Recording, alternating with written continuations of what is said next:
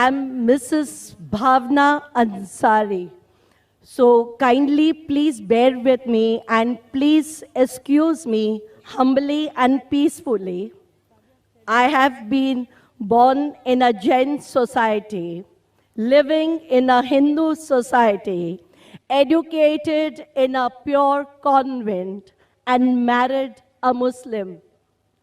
I have married as per the Indian Marriage Act, and I'm staunchly, eagerly waiting to accept Islam as my wholehearted religion.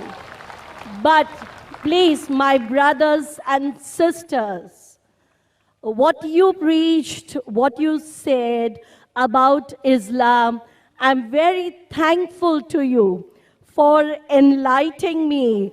I am really reborn today, but what you preach and what you say and what is in Islam, excuse me, I don't find people practicing that wholeheartedly. They are not attracting me. Can you please give me a solution? Because when you speak of fundamentalism in Islam, it is positive. When you speak of intolerance, it's positive. But in practice, I don't find. So can you please guide me? Sister has asked a very good question.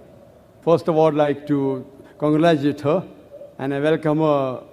And as she says, she's reborn. The right word in Islam is revert. Because according to our beloved Prophet Muhammad Sallallahu Alaihi Wasallam, every child is born in Din al-Fitr, is born as a Muslim. Muslim means a person who submits his will to Almighty God.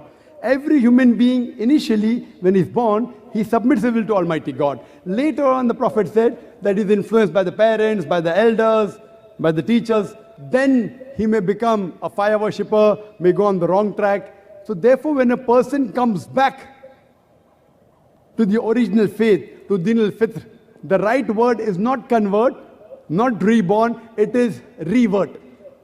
So sister, I welcome you back to this faith of peace and submitting your will to Almighty God.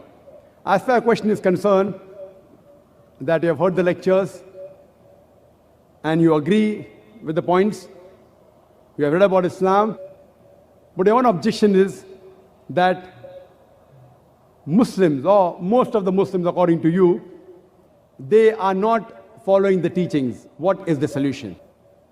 Sister, I do agree with you. I do agree with you that many don't follow, but according to statistics, the religion which is the maximum followed, I'm not talking in numbers.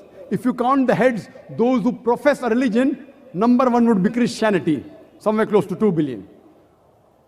Islam, 1.3 billion to 1.4 billion.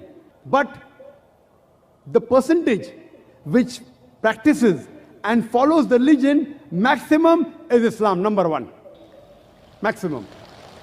But yet, I do agree with you that in terms of numbers, because 1.3 billion followers, even if it be a small percentage, the numbers will run in millions of Muslims don't follow the religion. Therefore, sister, to understand Islam, don't look at Muslims, please. And I always say, to understand a religion, don't look at the followers of the religion, but look at the authentic sources. Please don't look at me. Don't look at the Muslims around you. And I gave you the example of the car and the driver.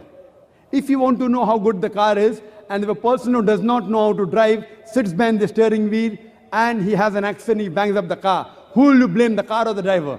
You'll blame the driver. So please don't understand Islam by looking at the Muslims. That's the reason we are giving these lectures for both Muslims and non-Muslims alike. Those Muslims who have shortcomings, we are trying to get them closer to the truth.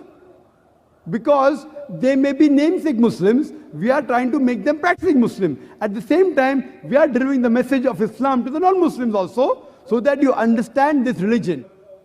And though you were born in a Jain family, and you had non-Muslim around you, you're married to a Muslim, but today, maybe after hearing the lecture, and after learning about Islam, you have come back to the faith. And as you said that previously, maybe only for the sake of name, you may have adopted the surname Ansari. But today, you have come back to this true faith. And we congratulate you, sister. And please, sister, if you want to look at a Muslim, to understand Islam, the best example is the last and final messenger, Prophet Muhammad, peace be upon him. This book, the Quran, and the sayings of the Prophet have the solution for the problems of humanity.